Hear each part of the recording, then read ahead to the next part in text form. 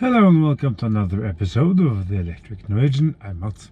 Today is delivery day. We're gonna pick up a Model Y. So, like I said in a previous video, it's got I will miss this Tesla Rossa, partly because of the color. I love it. Everything I said it would be when I ordered it, and even some more actually. It's just fabulous. This is a boring white car. I know. It's gonna be one of the million white Model Ys, but I'm thinking about maybe freshening it up with a few things over time. Let's see. You don't really need that on the red hair with the black accent. It's sort of perfect as it is, but with the white, well, look at it as a canvas. We'll see what we can do. Maybe we have a few faults. So yeah. It's atrocious weather today. It was snow and rain and just terrible conditions. We're averaging at 213 watt hours, which actually is pretty good considering these conditions. So I'm going to be excited to see what the Y can do, because this car now sort of serves as another reference point, because it's a Model 3 with rear-wheel drive. It's a much more efficient car. Yeah. This runs 18th, Continental VC7s, I think.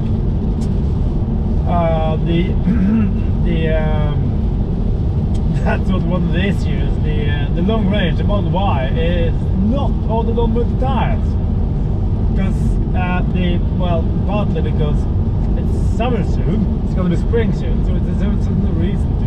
And I don't like the 19-inch, the look of the standard 19 inches. They're dreadfully boring. So I don't need two of them, to be perfectly honest, two sets. That's just useless. So I'll get those elsewhere. But today is not a spring day, as you can see clearly. So, but it's going to be fine. The roads are going to be wet, but they're not going to be. They're all cleared out, so it's not a problem. I'm just, that's going to run on whatever summer tires Tesla put on it. So. This is now just past 49,500 kilometers. It has an average life consumption of 161 watt hours per kilometer. It was down 158, but during the winter it's gonna be back up again. That's actually not bad. I'm sure some people have less than that. I'm sure you can get this closer to 150 if you want, but this is where I live. You see that in all my videos, a lot of motorway driving and stuff, and that puts it all up, higher speeds, wet roads, all of that stuff. So, if you want to see a very long, big one on this, then watch my previous video. I would take it off the highway, simply because I have too much time until the train is leaving. It's not that far long to go. I have so much time before the train is leaving, and it's not that much longer actually before we're there. So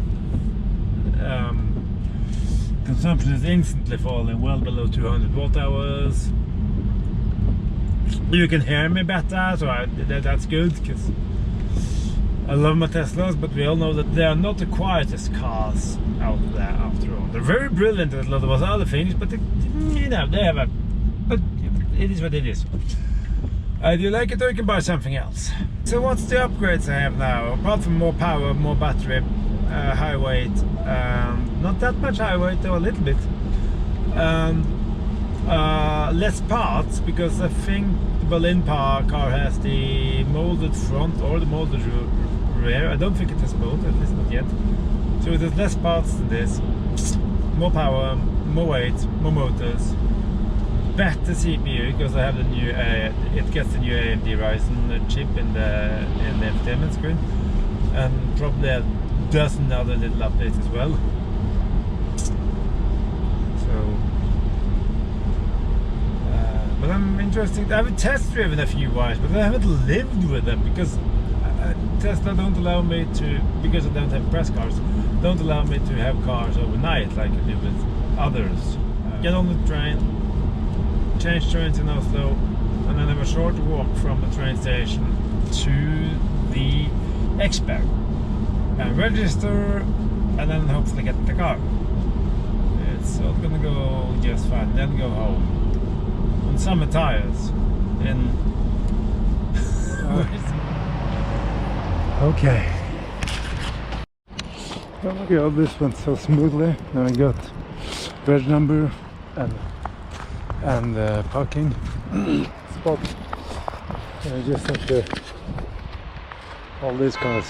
Most of them are white, so it's gonna be fun trying to find mine. But it was very nice. Came in, registered, and got he did his things, and you were off. Brilliant. Yeah, that's the paper of ownership. Look, profile. It's there. It's this configure, and we're off. Oh my god!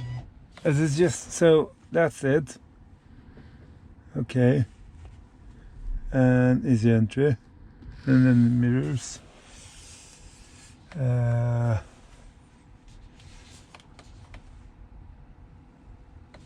It's a lot higher than I normally sit, but that's okay. We're off. We're actually off. It's oh my god.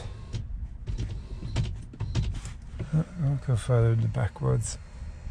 Plenty of space in this car. It's so big.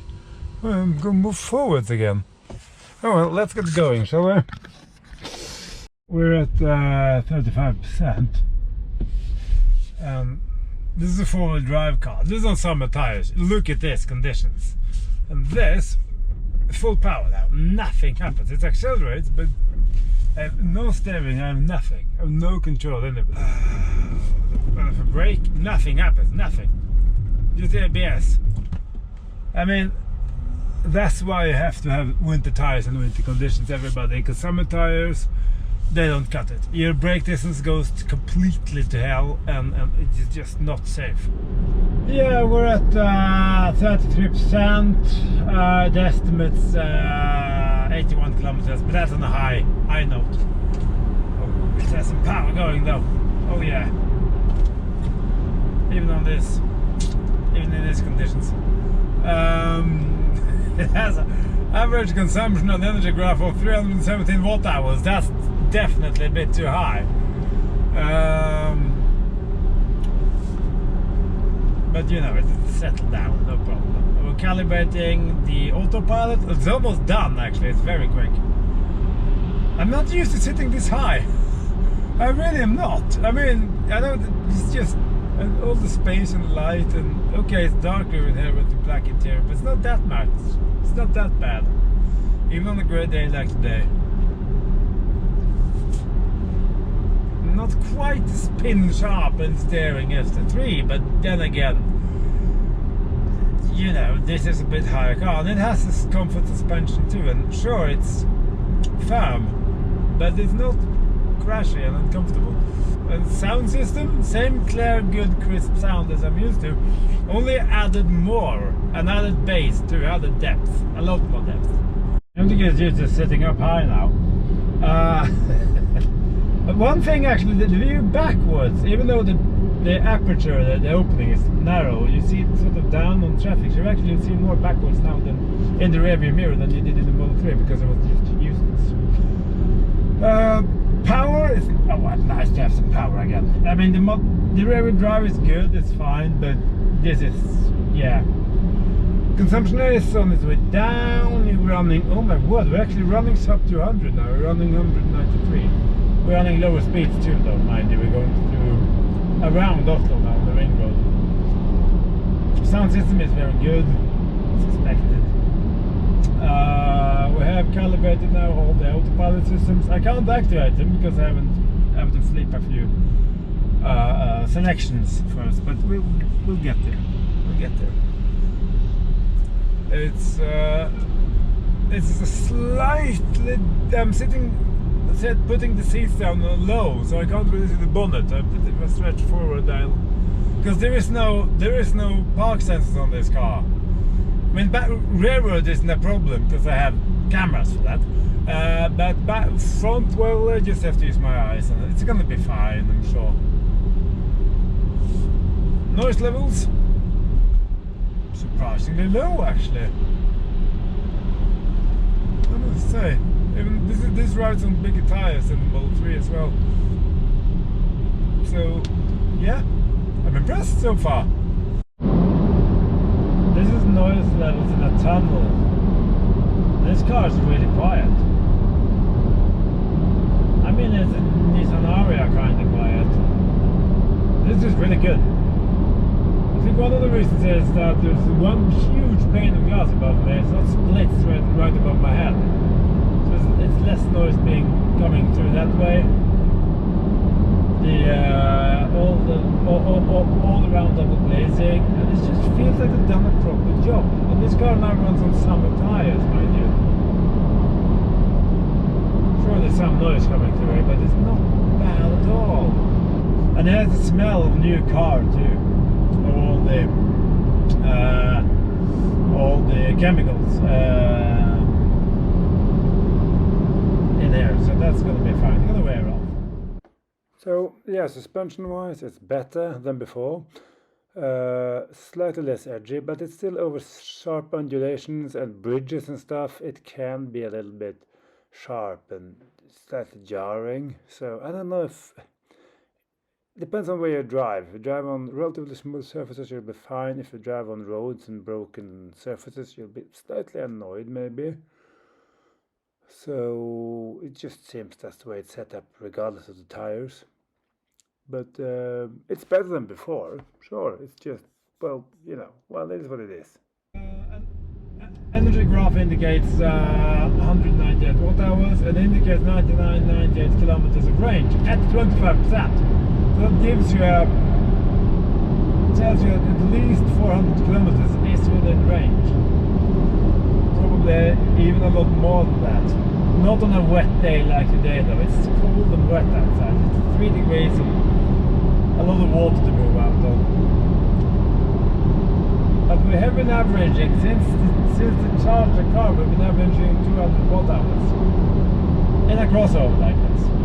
That's really, really good. That's really good.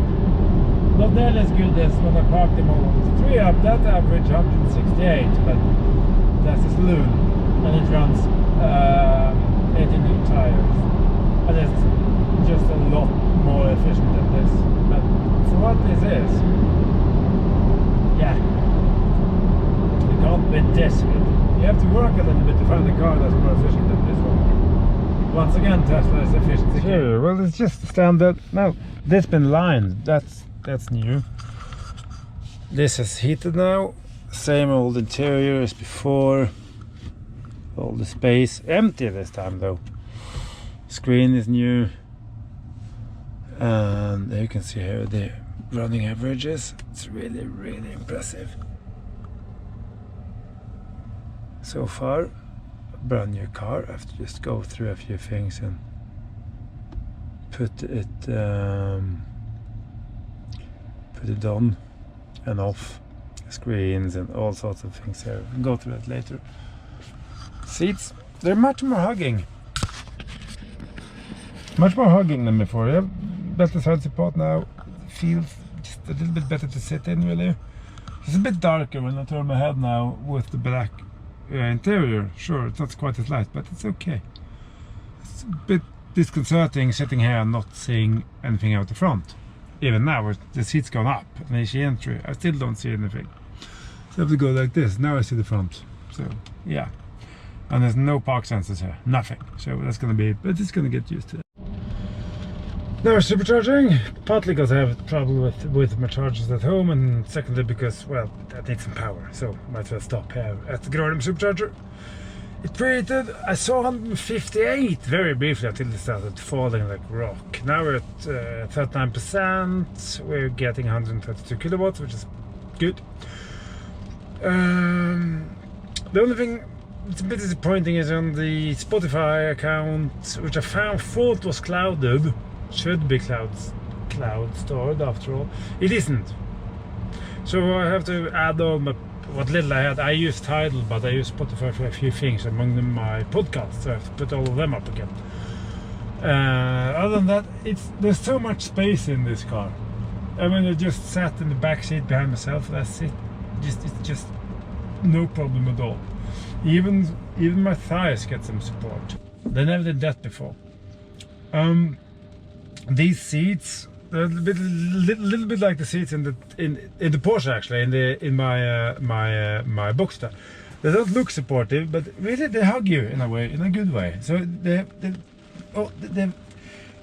the car is full of little improvements like that. The doors are weighted differently, the door handles are weighted differently, the exterior ones.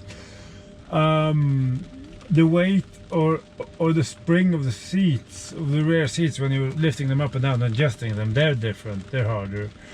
The feel of the button for the rear hatch, for instance, on the exterior, on that one, that's weighted differently. There's all these little things, but most of the time, I mean, it's an experience. It's much better than what I was used to. I'm not saying that the old Model 3 is bad, it isn't, but the constant iterating and constantly little things. So I'm happy with it. Now it says 140 kilometers with an average consumption of 240, mind you. But I think the lowest this can go is probably 300. I think you can easily get 500 out of it as well. Since last charge, since I picked the car up, it had a running average of 219 watt-hours per kilometer. So yeah, that's quite impressive actually, considering what, and then the rain and the weather conditions. It's a great car, and I'm going to do a lot of stuff with it, and I'm going to take you with me on the journey to do everything I'm supposed to do with it. And also the delivery process now is just so much better than what it used to be. It's so much smoother. First time I picked a car up, a Tesla up 4 years ago, it was chaos, and then it was less chaotic. Now it's just streamlined. It's fabulous. It's a Tesla. The screen is a little bit better resolution, I think. I think the camera has it as well, and it's probably not new cameras. Forget all the V4 stuff. This has nothing to do with that, but I just think they just constantly iterate something in the little things. Mirrors are big, as always. They're big and easy to, it suits the car. Oh. Now I have to, I'm hungry, I need some food. And I have to pick the other Tesla up, so. Thank you for watching, and do like, comment, subscribe, and all that good stuff, and I'll see you in the next one. Take care, everybody. Bye bye.